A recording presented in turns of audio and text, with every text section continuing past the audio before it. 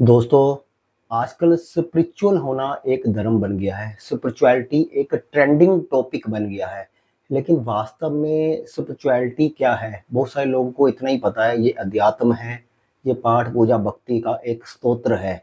लेकिन स्पिरिचुअलिटी वास्तव में है क्या? ये बहुत सारे लोग जानते ही नहीं हैं।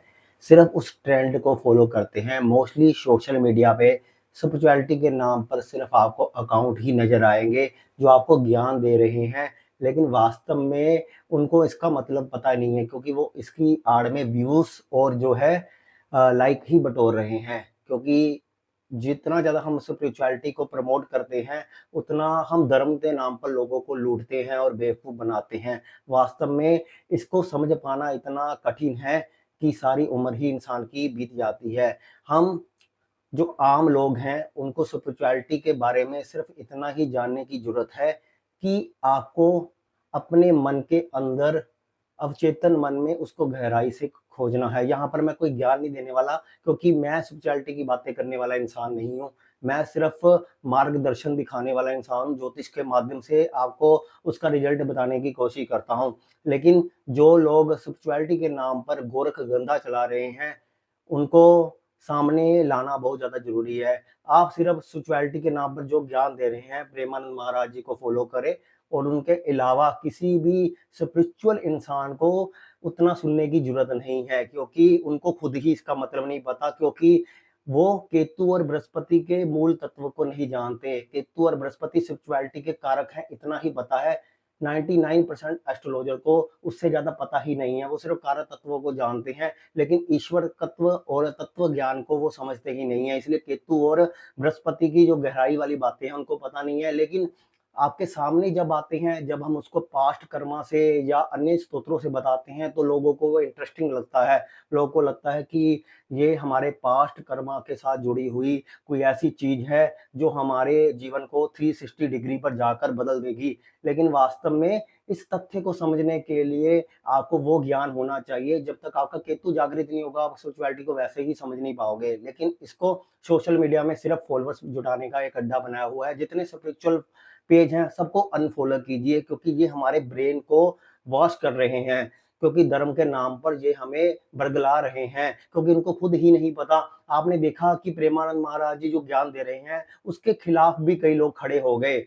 इसका मतलब है कि हमारे देश में स्पिरिचुअलिटी को समझने वाले लोग ही नहीं है, सही लोग ही नहीं। जब महान साधुओं पर भी कोई उँगली उठा रहा है, तो इसका मतलब है कि तत्व ज्ञान किसी के अंदर नहीं है। उन सबको तो नरक की प्राप्ति अवश्य होगी जिन्होंने गुरु महाराज पर उँगली उठाई है।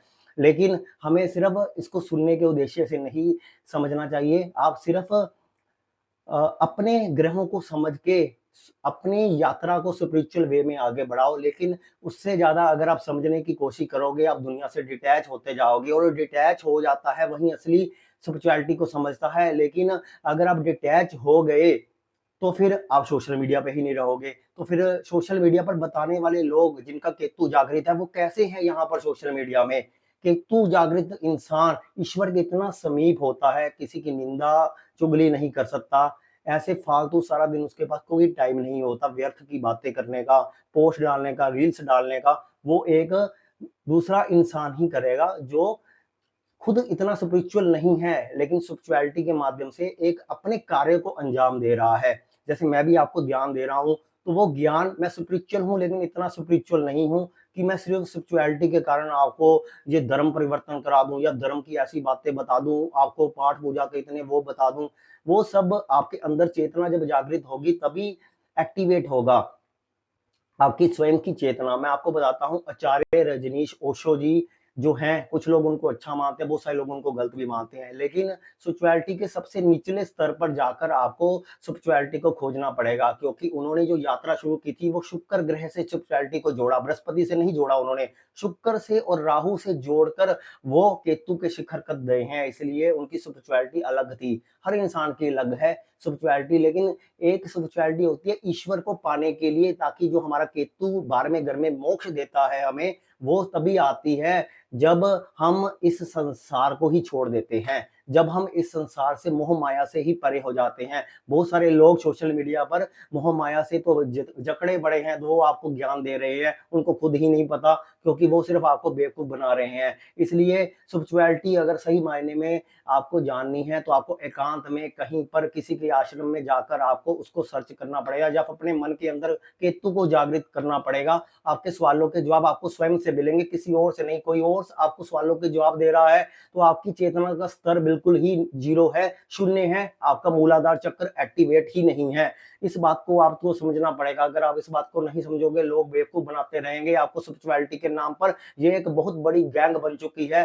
फेक स्पिरिचुअल गैंग से बचकर रहें, सभी को अनफॉलो करें। किसी को कुछ भी नहीं आता, सब बेकार है। 99% लोगों को तत्व ज्ञान ही नहीं है। इसका मतलब ये नहीं है कि मुझे तत्व ज्ञान है। मैं भी अभी छोटी सी यात्रा पर हूं, इसलिए मैं अपने आप को ना कि कोई बड़ा कहता हूं। मैं अभी बिल्कुल तुच्छ इंसान हूँ, छोटा सा, भगवान के चरणों की धूल के बराबर नहीं हूँ, लेकिन सच के साथ हमेशा खड़ा हुआ हूँ। इसलिए सच्चाई के साथ आपको स्पिरिचुअलिटी के महत्व को समझना पड़ेगा। ये रोलर कास्टर की जगह जैसे लोग घुमाकर फिराकर आपको बेवकूफ बना रहे हैं, वैसे आपको नहीं बनना है, वरना आप फ्रॉड कास्टियों के चक्कर में फंस जाओगे। ये आपको ज्ञान फ्रॉड कास्ट पर आकर देते रहेंगे और रोलर कास्टर की तरह आपकी लाइफ को 300 डिग्री एंगल पर घुमाते रहेंगे। तो सावधान हो जाइए फेक स्पिरिचुअल गुरुओं से। सिर्फ सच्चे गुरु को देखें, उनको सुने, उनको सुनने के बाद उसके उत्तर स्वयं से ले, और तभी आपको इसका उत्तर मिलेगा। ना ही आपको कोई उत्तर गूगल देने वाला है, ना ही चैट जीटीपी देने वाला है। ये आपकी यात्रा में सहायक हो सकते हैं, लेकिन चेतना के स्तर को बढ़ाने में सहायक नहीं हो सकते। ये जितने लोग ज्ञान दे रहे हैं, सब से गूगल से कॉपी मारकर दे रहे हैं। कृपया सतर्क रहें, सावधान रहें, और इस वीडियो को ज्यादा से ज्यादा लोग को पहुंचाएं। अपनी चेतना के स्तर को ऊपर लेके जाए, नीचे मत गिराएं। रजनीश ओशो के जैसे आत्मा को ऊपर पहुंचाए।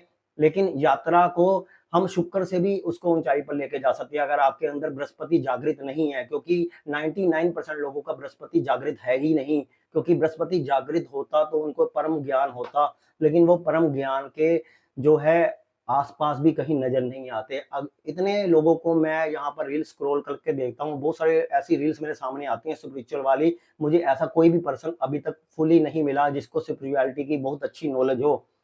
बताने वाले बहुत अच्छे हैं, लेकिन जब वास्तव में उसको गहराई से मैं पढ़ने की कोशिश करता हूँ, उसकी बाकी चीज़ों को देखने की कोशिश करता हूँ, तो तब समझ आता है कि ये ज्ञान सिर्फ़ खोखले दायरे में दे रहा है, कहीं से पढ़कर दे रहा है, या सिर्फ़ एक रील्स बनाने के उद्देश्य से दे रहा है, लेकिन उसकी चेतना का विकास इतना नहीं हुआ जितना होना चाहिए। तो दोस्तों, मिलते हैं किसी और रील्स में।